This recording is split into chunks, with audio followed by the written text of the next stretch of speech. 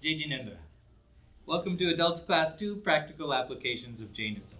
Let's start with the Nokar mantra. Namo Arihantaranam, Namo Sitaranam, Namo Ayaryanam, Namo Uvajayanam, Namo Loe Savasahanam, Eso Pancha Namo Karo, Savapava Panasano, Mangalancha Savesi, Paramam Have Mangala. Are you happy? Yeah? Why? Yeah. Because we came here to learn something new. Oh, that's great. Are you happy? Yeah? Why? Life is exceeding my expectations. That's great. We talked about how important expectations are, especially with respect to anger. It's also important with respect to happiness. But isn't it all about not having any expectations to begin with? It's about aligning your expectations with reality. Yeah. I like to undershoot.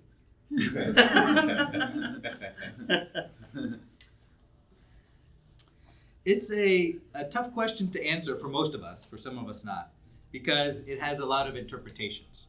It has so many interpretations, kind of like the word love, right? The word love encompasses many different feelings. The love we have for a spouse is different from the love we have for our children, is different from the love we have for our parents, is different from the love we feel in the short term, and is different from the love we feel in the long term. And all of that is squeezed into the 4 letters, L-O-V-E. Well, happiness is 5 letters, but it also feels like it's kind of going to burst with as many interpretations as we put into it. And the reason that there's so many interpretations is because there's so many people. That is, for some people, happiness might be about pleasure and enjoyment. When for other people, happiness could be about fulfillment and acceptance. So when some of you said you were happy, you told me different reasons, right? So that's why we might have many interpretations. Another reason we might have so many interpretations of happiness is the culture that we grew up in. Of course, different cultures have that we grow up in prioritize different things, and they kind of tell you this should make you happy, and a lot of us accept that. Also, the group that you're in, there's a lot of social pressure as far as defining happiness and what is happiness, and is it materialism, and should you be up to XYZ standard of living, and if so, then you're happy just like me, right? Hi, come on in. Are you happy? Extremely. Extremely? Why is that? Life has been very good to me. Yeah, but you kind of just told me the same thing over again. You didn't tell me why you're happy. Why? Sorry. Good question. Good question. We're talking about happiness and that it's very subjective, right? And why is it subjective? Well, we have different people, and we all grew up in a certain kind of culture that might influence our definition of happiness.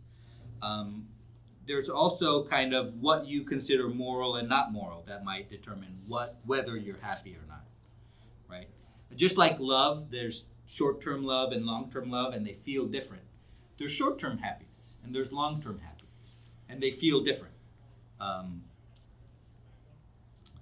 on top of all that, just like love, happiness is filled with the commercialization that society is trying to do with it, right? Buy this product and you'll be happy. It's filled with your head is filled with marketing slogans and jingles and things like that. And that leads to kind of a mix of what you consider might make you happy or make you not happy.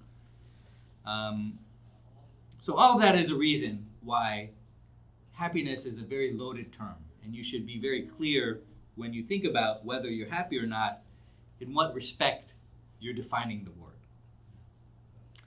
I used to think that happiness didn't exist because it was so subjective, right? It's different for everybody.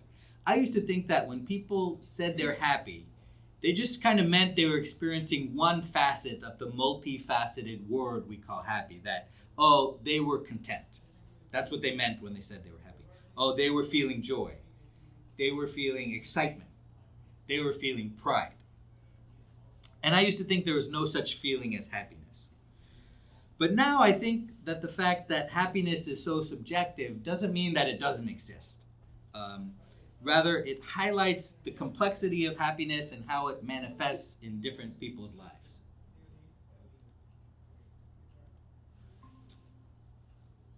That is, happiness is real, and it exists in the way that it is experienced by each person. The way that you experience happiness is real, and that's what makes it real. That subjectivity allows everybody to be happy in different ways. And that's a strength, not a weakness. That doesn't mean that happiness doesn't exist. Some people find happiness through relationships, achievement, sensual pleasure, things like that. Also, another reason that happiness exists, I think, is that it's universal across cultures. We talked about different cultures saying, well, they prioritize different things. But the feeling is universal across cultures. That is, the trigger might be different things, but the feeling is the same that it produces in people. So that's another reason why I think it might exist. Happiness exists because it is measurable and observable, although imperfectly, through self-reports, behaviors, and if you're interested in more scientific proof, there are biological things you can point to say that happiness exists, such as, when your heart rate decreases or increases, when your brain patterns changes as measured through the machine, things like that. So there are kind of scientific ways to measure happiness, and that correspond to the self-reporting that people do when they say, I'm feeling happy, I'm feeling unhappy. So if you want to just talk practically, happiness exists because people strive for it. You make decisions in your life to maximize your happiness and minimize your unhappiness. So you believe happiness exists too. Otherwise, you wouldn't make those particular decisions you do. Come on in. Are you happy? This is a trick question. Always a trick question when I ask you right when you walk in the door. Always. You're always happy. Why is that? No attachment. No attachment. Great. I love that. Because you're not attached to things, they don't make you happy or unhappy, so you've kind of risen above that and you've experienced this kind of contentment that not being attached to things gives rise to. That's great. Love that. So we talked about the different interpretations of happiness, why it might be a loaded term. And we talked about it as something that exists. I've proved to you, in case any of you were wondering if it exists or not, that it actually does exist. It's not like, it is a multifaceted experience, and it does encompass pride, joy, contentment, excitement, things like that. But it exists as a feeling in itself when everything is moving in your life in the right direction. That is, when your actions are comporting with your beliefs and it's comporting with the reality around you, and you're making decisions to be happy, and those decisions are coming to fruition, and you're achieving the results you want, it exists as an independent emotion. So we talked about why happiness exists for many reasons. Questions or comments about that? Maybe you should take some credit. All the people in this class are happy. I think a lot of us don't want to admit that we're unhappy. So we say yes, right? Because of that social pressure, right? So what are the types of happiness? We talked about a little bit about pride, joy, excitement, but scientifically, what do scientists say the types of happiness are? Does anybody have any idea? I have 10 here on my paper. I'm pretty sure if you guess, you Wow. I think I'm guessing spiritual happiness, physical happiness. Yes, physical happiness, number 7. Physical happiness comes from the senses. That is, when you experience pleasure through the senses, you experience physical happiness. Spiritual happiness, yes, number 6. Spiritual happiness comes from a sense of connection to something greater than yourself, and a lot of times we use spiritual and religious practices to do that. Emotional happiness. Emotional happiness. What's emotional happiness? So it could be like when it comes to relationships, Mm-hmm. you feel that sense of happiness. That's right. Number 3, social happiness. derived from relationships and social interactions, right? The joy and satisfaction we have when we feel connected to other people. How about like accomplishment, professional, school, just feel like you've accomplished something. Yeah, that's right. Accomplishment. When we feel like we're fulfilling our goals, we have that feeling of happiness. That's great. I think that's one of them.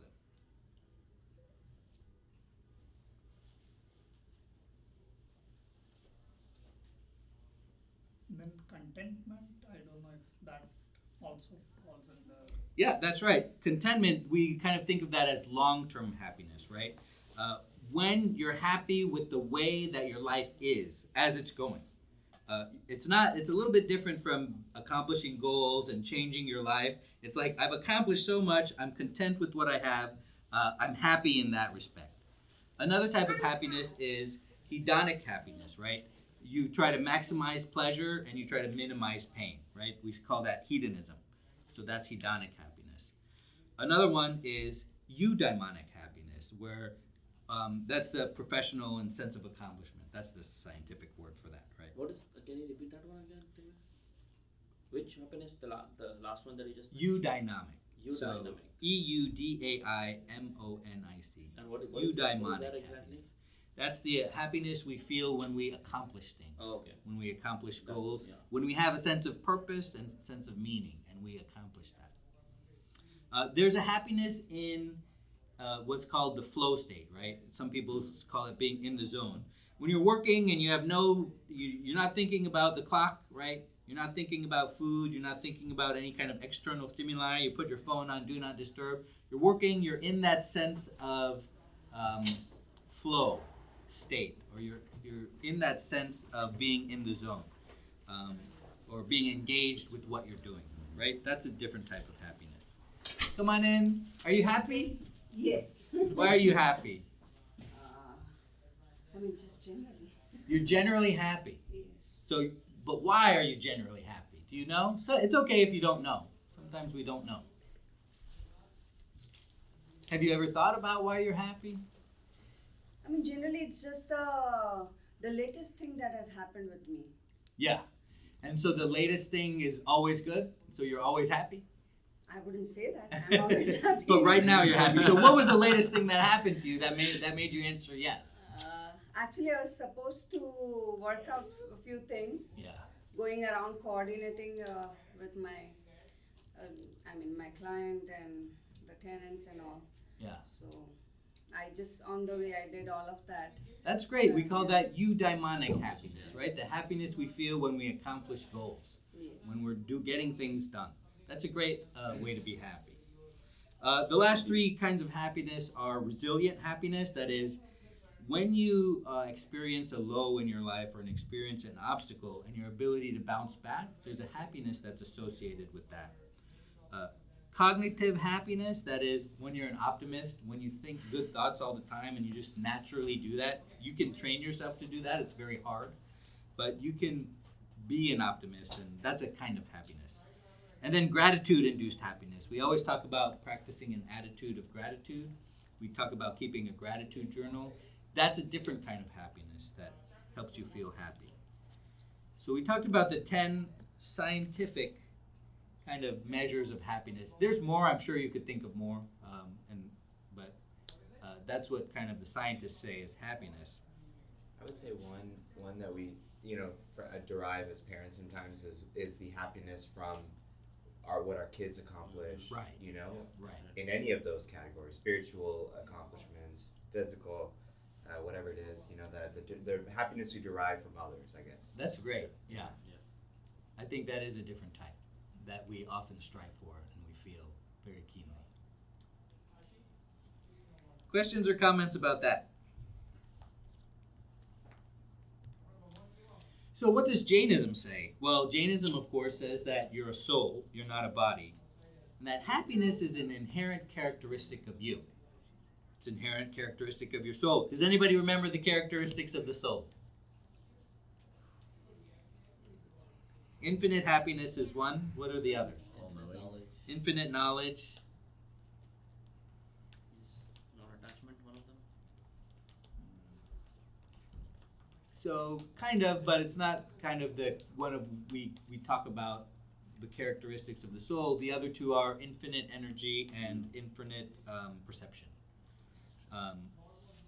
So remember, you can't gain happiness from material or even subjective experiences. So these things are false happiness, right? Hedonic happiness, eudaimonic happiness, social happiness, flow happiness, contentment. That's a good one. That's a good one. That's a true happiness, right? So 1 out of 10 is good. Spiritual happiness, I'm going to call that good, so 2 out of 10. Physical happiness, false happiness. Resilient happiness, false happiness. Cognitive, false. Gratitude. Should we count gratitude? No, I think so. Yeah, I think we count gratitude. Yeah. So 7 out of the 10 types of happiness that scientists have described are false happiness. Only 3 out of the 10 are real. Why are you not happy right now? If you're not happy right now, because the karma attached to your soul is preventing your soul from experiencing the happiness inherent in itself. So I'm sure the next question out of your mouth is, well, that's all well and good, Timur, but does that mean I can't experience happiness until I get rid of all my karma?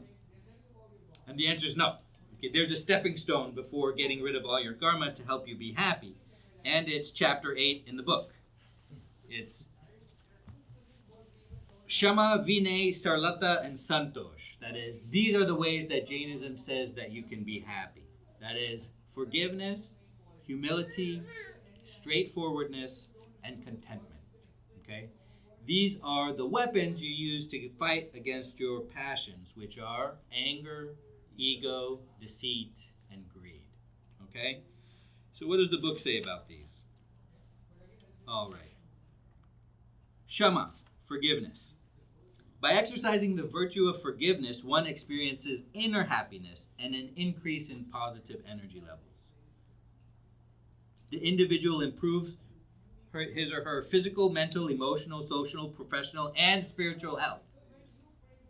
Forgiveness creates an atmosphere of peace and freedom from mental sadness, external conflicts, quarrels, and abuses. Kindness and friendship, not arrogance, must accompany forgiveness. Absence of anger and jealousy enhances the atmosphere of friendship and unity. And of course, the influx of new karma stops, and you also perform nirjara, which is the shedding of other karma. That's forgiveness, which is our weapon against anger. Humility is or vinay is our weapon against ego. Humility is the king of all characteristics. Ego destroys everything we work for. Vinay should be synchronized in all 3 phases: action, speech, and thinking. The next way the book says to be happy is sarlata. Sarlata is straightforwardness. And this is our weapon against deceit. Deceitful approaches put life in more misery. Straightforwardness brings immense peace and success in every area: social, intellectual, professional, academic, mental, and spiritual. It is the quality of your soul. And of course, straightforwardness helps you perform samvara and nirjara. The last way to be happy is santosh, or contentment. This is our weapon in the fight against greed. Be aware that discontent leads to sorrow and misery. Contentment leads to happiness. Contentment is a natural wealth. Wealth in the form of cash, land, houses, cars, and jewels, and other non-material items like power, name, beauty, and fame are transitory. Contentment is the highest happiness. Desires, on the other hand, are the worst diseases.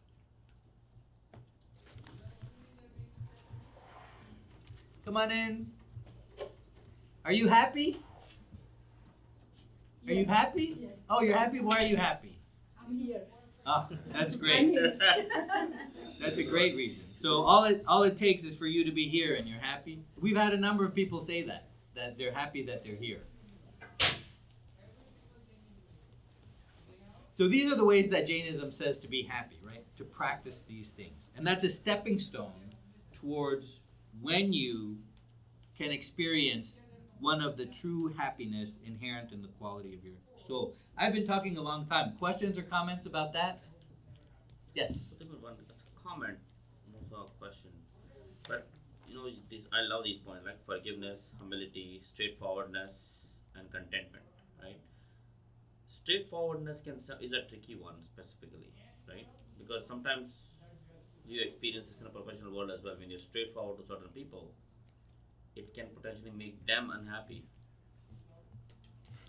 But right? So how do we deal with that? I'm honest. Personally, I don't have a problem. But when we typically give feedback to people, you have to be straightforward, Right. and that sometimes makes people unhappy. So how have people dealt with that? So this is a little bit of a. You're right. It's tricky, and the answer may not be what you expect. If somebody knocks on your door and says, or if you're, let's say, give a different example. If your family comes up to you and says, "Hey, did you see that bug? Tell me where that bug is. I need to go kill it." What's the right answer there? Like somebody's asking me. Yeah. Let's say your wife is asking you, "Did you see where that bug went? I need to go kill it." What's the right answer? So the answer is, yeah, I know where the bug is, but do we have to really kill it? Right. Right. Yeah. So you're not being straightforward. Yeah. Incorrect. You are being straightforward. Because straightforwardness involves the reduction of violence and involves the reduction of harm to people. So when you say, yes, it might be harmful to certain people when I'm straightforward, it's kind of a little bit of semantics issue and it's a little bit of mindset issue. Fair enough. You're being straightforward by lying to people in an effort to reduce violence. That is straightforwardness. So straightforwardness, and we always say, right, non-violence, non-lying, right? Non-lying is the second one, right? But non-lying doesn't mean don't tell lies. Non-lying means speak with an effort to reduce the violence caused in the I world. think the semantics is a good one. I like that. Use the right semantics to be straightforward. Thanks to Bhavin for that example. He updated our "Where's the deer" example. Maybe 2 years ago he did that. Thanks, Bhavin. In the book it says if a hunter comes up to you and says, "Where's the deer? Which way did it go?" The right answer is not to tell him which way to go. The four things you said of ways to be happy are three of them are kind of let's say ways to act that are very easy to understand, like being straightforward versus not, forgiving versus not. But being content is the hard one, Right. because you can't just say I'm content. Yeah. Or I'm not going to be content today. I'm going to be. It's You a can do it mindset. just like you can not lie. You can wake up and decide to be happy just like you can wake up and decide to not lie. Agree. It's just harder for you personally. You got to think it through. It's Right. It's a decision. Right. Is it just decision, or is it like sometimes you hear about people being in depression and there's a chemical imbalance in the brain or something. Sure. So it's not something that maybe they can control. Sometimes, isn't it like that? That's right. So remember that you are a soul, you're not your body. And depression is something wrong with your body. You're not your brain. A lot of times when I say you're a soul, some people kind of think that means, oh, my brain is included in that. It's not included in that. Your brain is fighting against you. Your brain is often fighting against you. And that's one of the ways your brain is fighting against you. So you should, if you have a depression, you should try to cure your depression so you can work on your soul properly again. Just like when you're sick. You want to cure yourself from being sick so you can start to work on your soul properly again. Happiness cannot be an absolute position, though. It cannot be an absolute, like, this is it, right? It's a quality of you. And once you get rid of the karma bound to your soul, it's absolute. That's it. You're happy. You experience a kind of infinite bliss. Not doing enough is always the concern, right? Not doing enough towards our ultimate goal will never make me happy. I'm doing more than last year. I'm doing more than 2 years ago, but not doing enough. How will it make me happy? A so I got the first part, but how does that lead to, okay, so you realize that you should be doing more. That's great. And is that leading to your unhappiness? Yeah. Yeah. Because you're attached to the things that stop you from doing the things you want to do. Yeah, exactly. That's you grasped the whole point. Yeah, can I chime in with that Sure, point? of course, Yeah. So I think there is a difference over there. Like there is complacency and then there is happiness, right? You cannot be complacent, but you can still be happy, right? And that's how I potentially see that point, right? Yeah, and that's You, why you still, you're achieving year over year, you're getting better, but you're not complacent. But that doesn't mean that you're not happy. Like you should be happy that you're better than it's not what you were before. absolute happiness. That's Yeah, what I mean. yeah. I You're think- happier than last year, but Exactly. not Yeah. enough. And that's why these things are stepping stones, right? Yes, And the reason you say it's not absolute because you haven't experienced the happiness that your soul can provide. And meditators have tapped into this happiness of the soul, and that's one of the reasons we know that the soul exists, and that's one of the reasons we know that it's an inherent quality of the soul. This is a different application, but it reminds me of some studies that have talked about like what financial salary, not wealth, but financial salary do you need to hit to be happy or content? And inevitably, there's like a 10 to 15% increase in between what your salary is and your perceived level of what you'll be happy. Right. So the person who earns 60,000 wants to earn 70. Right. The person who earns 70 wants to earn 80. And you know, there's always that bar that we feel we need to hit to be content or happy. Agree. I think there have been some scientific studies also again that the happiness index between a person who makes $5,000 a year versus $50,000 in a year, there is a big difference in the happiness index. But after $50,000 and up, the difference in the happiness index of individuals is very, very less. Yeah. Right. Again, going back to Jainism roots, the ultimate happiness comes from serving other people. Right. Service is Right, that's one great way to practice Vinay or humility. Exactly. Service, Yeah. right? So this class has always been about how can you apply Jain principles to your life to improve the quality of your life. So now that I've made clear the connection to you between these four weapons we have and happiness, when you may not have been clear that, well, if I practice these, I'm going to be happy. How are you going to change your life?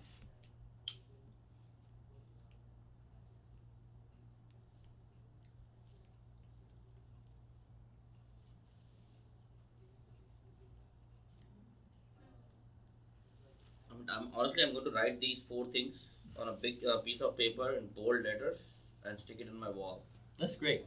in my office. Yeah, a kind of reminder, a kind of physical mindfulness Yeah. thing where you look at that and you be like, oh yeah, that's the step, that's how I achieve these 3 true happinesses and not these 7 false happinesses. Yes. Right?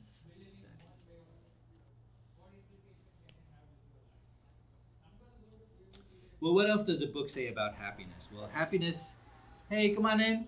Getting new members. Hi, how you doing? Are you happy? Are you happy? Yeah. Why are you happy? There's no reason to be happy. No reason, right? No reason not to be happy, right? Great optimist, right? So, what does the book say? The book says, well, what is mithyatva, or false belief? One of the ways we can have a false belief is to consider the means of true happiness as the means of unhappiness, and the means of unhappiness as the means of true happiness. How do you do that? You do that by believing things like hedonic pleasure can bring you happiness, or these other kinds of false happiness can bring you happiness. That's one way to do it. And what does the book say about Vedaniya karma? That is, feeling pertaining karma. Remember, one of the karmas allows you to feel happy, right? And that's called Vedaniya karma. It makes you feel unhappy or not unhappy based on external stimuli, which are triggers. That is, no external object or event makes one unhappy or happy. It has no inherent pleasantness or unpleasantness, but simply serves as a prop which reinforces whatever feeling is being karmically produced at that moment. So now you know why some things that used to make you happy now make you unhappy. Has anybody ever had like one of their favorite meals and then it used to make you so happy and now it doesn't anymore? And you don't know why, right? But this is the reason why. Because that object, there's no inherent happiness or unhappiness associated with it. It's your Vednya karma that's doing it. And so you might say, oh, well, aren't we supposed to increase this Vednya karma and things like that? Well, there is a karma that brings you worldly pleasure, and that's a false happiness. Just like there is a karma that will allow you to make a lot of money, but we say don't make a lot of money because that's greedy. This karma is bringing you false happiness, and that is why we should strive to avoid good karma as well as bad. For our children, we say do good and you'll get good karma and you experience those good effects, right? But now you're at a stage along the spiritual path where I'm going to say stop doing good karma, because that is bringing you material and worldly pleasures, that good karma that you're doing. And that's bad, because that's false happiness. So very nuanced there. Did everybody get that? Okay. Great. Chintan, are you happy? Yes. Why are you happy? Just solely from a reason perspective, glad that the school started. Yeah. But generally, otherwise, yeah. Just like Nirav mentioned, no reason as such not to be happy. But stuff happens around you that momentarily makes you feel like, oh, it would go one way versus the other. Right. But you can just think about the motions, go through it, and get back on the routine. Right. So Chintan is that resilient happiness. In case you didn't know what that meant, when Chintan faces a setback, he bounces back, and that causes a happiness inside of him. That's number 8 out of 10, resilient happiness. Are you happy? Yeah. Yeah? Why are you happy? No reason to be unhappy. No reason to be unhappy. That's that cognitive happiness that has optimists have cognitive happiness, positive thinking. If I have no reason to be happy, I'm unhappy. Okay? Some people, if they have no reason to be happy, they're happy. It's just whether you're an optimist or not, right? Nobody has said they're unhappy. I know that's not true. Okay? I will say that, I am unhappy, okay? Why am I unhappy? I'm unhappy because I can't get all the things done that I want to get done. And that's causing unhappiness in my life. But I've got to remember what's important and what's not important, and remember what I can control and not control. And that will make me realize that if I base my happiness or unhappiness on that, then that's false, right? Even if you just read the news, sometimes you're just unhappy. Right. At times things happening around the world. Right, exactly. Because we feel we can easily put ourselves in the positions of other people that are experiencing a tragedy that we read about every day, and we're thankful that we're not there, but we're still unhappy that the world is like that, right? And they're experiencing that because of their karma, right? No? Yeah. Yeah, of course. Right, right.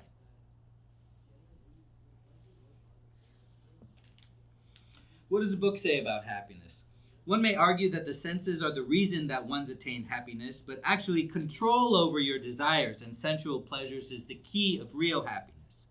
As we all know that desires are endless. There's not enough resources in the world to fulfill the desires of one person. And we have over 6 billion, 7 billion? Are we at 9 yet? 9 billion people in the world? The pure inherent nature is independent of outside things like the senses. The happiness and knowledge obtained by the senses are transient in nature. Transient happiness is also not the real one, but the perceived one. So now you know how your good karma is enslaving you. Your good karma is telling you you're a good person, and I'm a good person, and I do good things, so I get good things happening to me.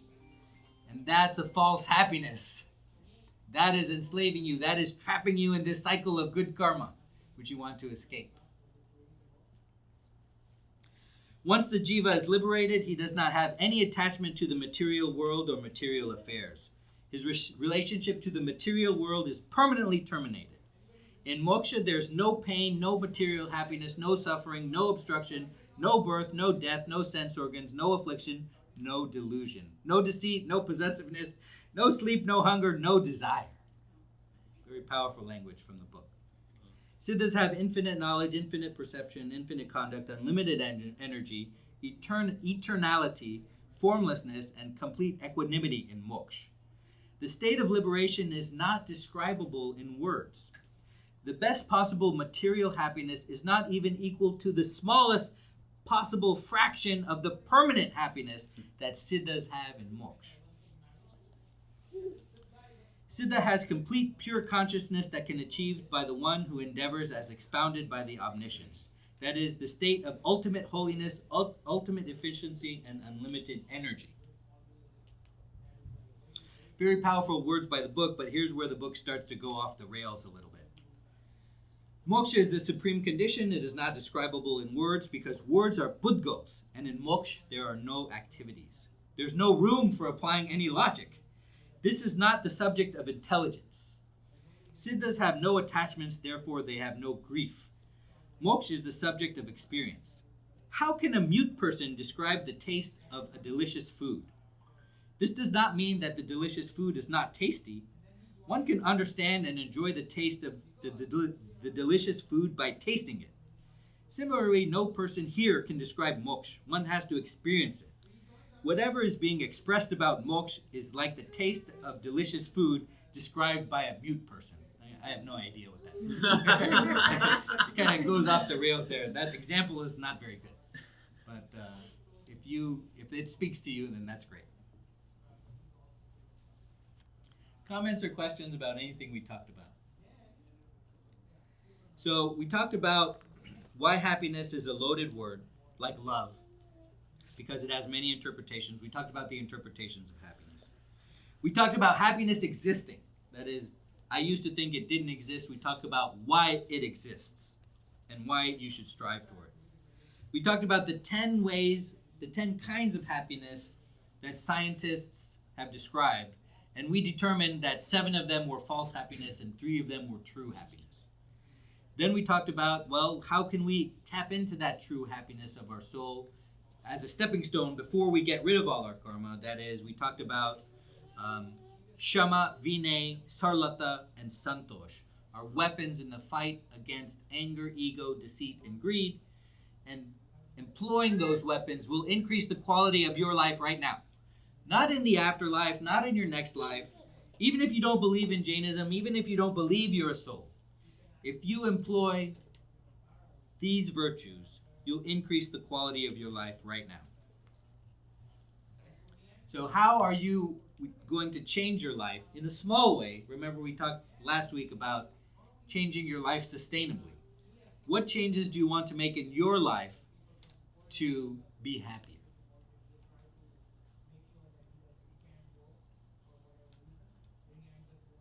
I think contentment is out of all the 4, to get rid of greed or getting content is where I think it is the most difficult in order to contain that. Meaning, every year, as I think we were discussing, we grow in terms of, say, career or professionally, and then we keep moving our goalpost, meaning how much is it that is enough. So I think that is where it becomes a bit challenging, because every year the aspirations increases, your expectation and things that you want to do for you and your family also keeps changing. Right. So I just want to hear from others as to how they try to limit. Limit may not be the right word, but how to be content with what you have, and how do we go about that piece? You have enough in your bank account to retire right now. Yeah. You have enough, you have enough, you have enough, you have enough, you have enough, you have enough. I don't know about the rest of you, but I'm assuming the rest of you, majority of you, are like that. How much is enough? What is your number? What do you want to accomplish in your life? You're ready to start there. You have enough to retire right now. You'd be surprised on how little money you need when your house is paid off and your car is paid off, and when those things are paid off, and then what is the number? How do you be happy with what you have? Timir, and this Kinjal. So I exactly second what Sandeep just said. Expectations, right? Again, my expectations keep on evolving, which is mind blowing. Every time we come to this topic every year, I set my expectations, and after this hour, my expectations change. So I just don't understand how to.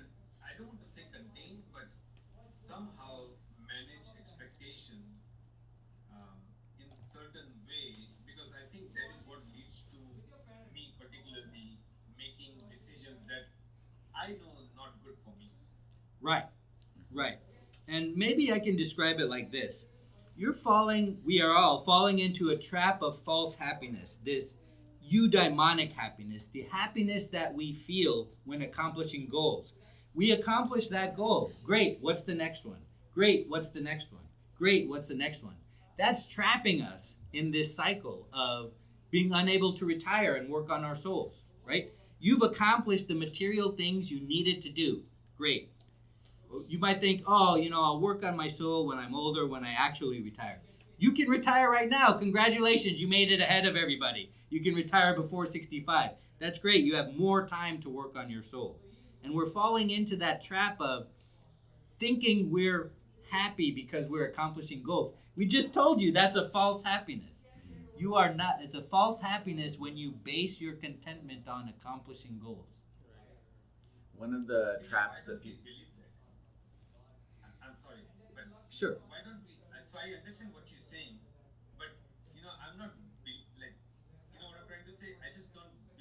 I believe it. I'm not following it. You believe it because of mityatva, or deluding karma. That is making you believe something is true that is not true. I think he's saying the other way around, which is he believes what you're saying is true, but he just doesn't have the follow through, Like to the motivation implement to it, do it. to implement it. So that's what we're talking about. What's the difference between motivation and discipline? Motivation means you need an external stimuli to do something. Discipline means you need an external stimuli not to do something. Yes.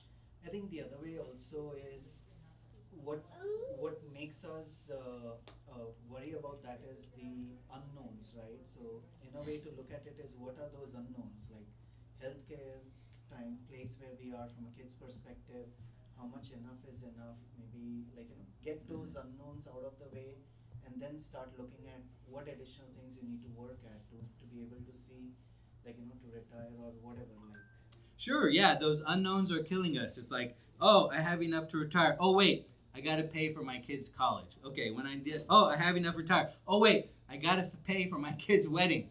Oh, wait, I have enough to retire. Oh, wait, I got to do this. It's that unknowns. That's exactly right.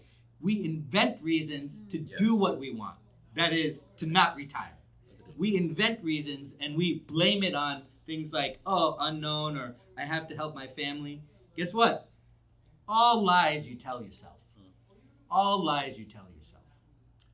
One of the traps that people get with this setting expectation and goals is that they're comparing themselves against a select few of peers that they see, they know, or social media, like this person got this beautiful house in this neighborhood, that's my goal now, and you're seeing what's out there. I went on, this person went on this trip to across Europe, and we went to, Niagara Falls, this is my dream trip. And so then these goals start getting set by observing other people, and you can't fall into that trap, because if you really look at everybody that you observe, you're way ahead of everybody. I mean, you need to set your start perceiving your peer group as everyone in the world, and you'll realize how far ahead you already are. The contentment goes way up. You know what would happen if I told my family I'd want to retire at 42? My dad would say, well, what about this? Are you sure? Well, what about this? And my mom would say, is that the best idea? You want to retire so young? You have so long to make some more money. You could set your kids up for life. You could set your kids' up for life. And what am I going to tell? Am I going to tell, no, Mom, I have enough. I'm going to work on my soul. Because that's it. I've accomplished whatever I wanted to accomplish, which was just get my bank account to X level so I can work on my soul. We're always worried about well, what will they say? Right? Well, you're lucky What that will your they say? parents thinking that, but I mean, well, all of us are like, what am I gonna think, right? Now the neighbors are doing this, and I'm telling them I'm retired. You know, like. Then they'll be jealous of you. I think kids as well. Kids have peer pressure as well within themselves, right? I mean, one kid will see that, oh, this, my friend went on a vacation here, right? Why don't we go here? I think the kids getting the entire family's buy-in into what is that level for you Right. is very difficult. It's not always easy. Right. What will your spouse say if you want to retire at 45? What is your spouse going to say? Do you expect me to keep working? Like, she can stay. You don't have to leave. I'm gonna go change it real quick. No problem. So yeah, and so I'm glad you brought up kids, right? So how can we teach our kids?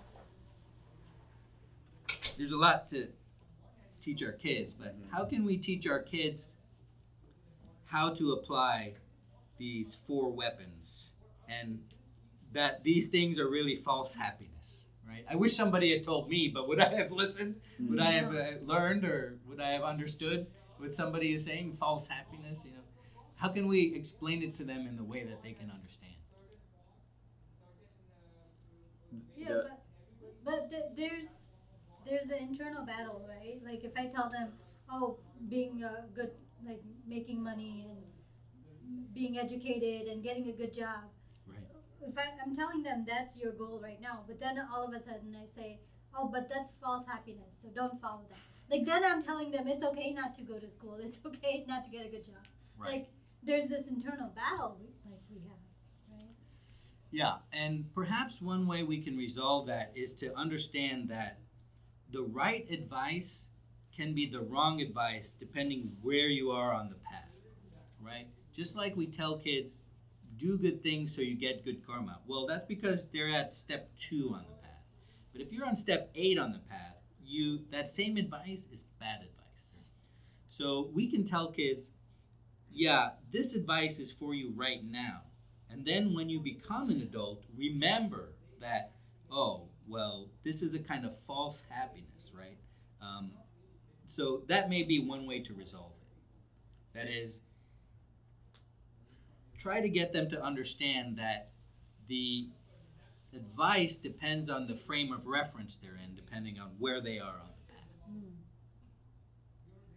It's hard to get kids to understand that. I mean, it's hard to get them to understand, to step in another person's shoes. But that's a tricky thing that you said, because you're saying you want to set high goals for your kids and saying that these are the type of jobs that pay well. Think about your education and your path so you can reach these, you'll be happy at that level. But that puts pressure, because inherently you're telling the kids that if you don't go down these paths, you may not be happy. You may not be as happy as I am. You may not be. So it's tricky. You can also frame it differently. This is how my father framed it to us when we were very young. He's like, things are going to happen in your life. You're going to get certain grades. You're going to be a certain percentage in your class. You're going to get to a certain college. You're going to get your first job. This is your salary.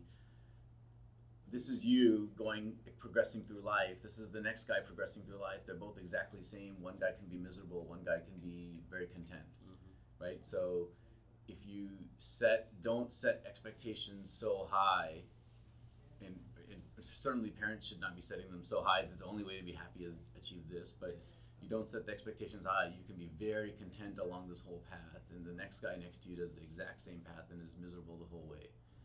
And and then there's the things that's their accomplishment, but then you also have the same situation with other people, and this is like the forgiveness you were saying, right? You can't control how other people react to you, but you ask that guy to your birthday party, next guy doesn't invite you to his birthday party, you're going to be miserable if your expectation was, this is my best friend, reciprocity. So you have to also set the expectations so you don't get devastated every time something doesn't happen. And that means forgiveness, right? If you're saying, okay, I felt bad, but I understand, I forgive you, we can also tell kids the truth, right? My daughter is very good at art. She wants to be an artist. And I'm very frank with her, like, art doesn't pay a lot. That's fine. If you want to be an artist and if that fulfills you, that's great. A lot of artists are fulfilled and they are accepting of the fact that it doesn't pay a lot. and have that expectation going in, and so we can tell kids the truth in that respect. I was about to say that maybe, I don't know if that relates to that or not, but we can teach them the necessity of whatever they like, the peer pressure of going out or maybe buying something. Okay, this kid has something and I don't have it. Okay, do you need it? This is what you have, this is what he or she has. But then, does it fulfill the same purpose for it? Or going out for a vacation, you can always say that, okay, and I'm sure everybody would agree that at least everybody here would be taking vacation. So you can always relate that to them that we already went here. So now we cannot, we will plan. It's not that we cannot afford, but we will plan. We have to take some breaks from vacations and work on it. And then we will plan some other year, next year, 2 years later. Right. I think my kids are 11 and 8. I think that maybe even a little bit younger, they could understand fake happiness. Mm-hmm. I think that they could understand that. Like, if you do that, it's a fake happiness because it'll make you feel like this for a little bit, and then after that, you'll feel low. You'll feel not good. And you can kind of maybe give them an example of how it happened to them. I think our kids will surprise us. I think that fake happiness is something we can explain to them. Teenagers for sure, but I think maybe even little kids might understand fake happiness if we don't use big words. If we use fake. I give kids the same example. It's like, okay, you like gulab jamun, right? Here's your first one, they like it. Here's your second one.